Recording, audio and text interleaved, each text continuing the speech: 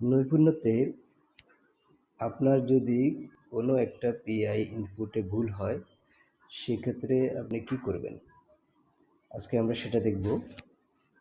তো প্রথমে আমি নবম শ্রেণীর ডিজিটাল প্রযুক্তির প্রথম পিআইটাতে একটু ভুল ইনপুট দিয়েছি। প্রথম পিআইটাতে আমি যাব,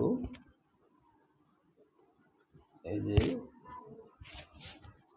বন্ধ করুন।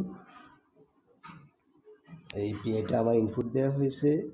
ধরেন আমি এই পিআইটা ভুল ইনপুট দিয়েছি। এখন আমি এটাকে কি করব?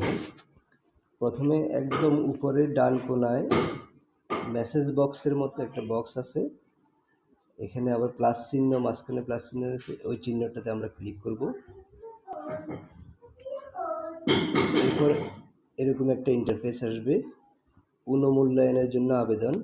আপনি কি এই বিষয়ের জন্য পারদর্শিতা সূচক মূল্যায়ন পুনরায় করতে ইচ্ছুক? এখানে পুনঃমূল্যায়নের কারণটা আপনাকে লিখে দিতে হবে। তো ধরেন আমি এখানে একটা কারণ লিখে দিচ্ছি, কারণ ভুল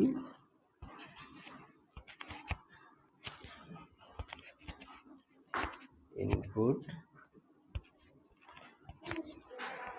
দেয়া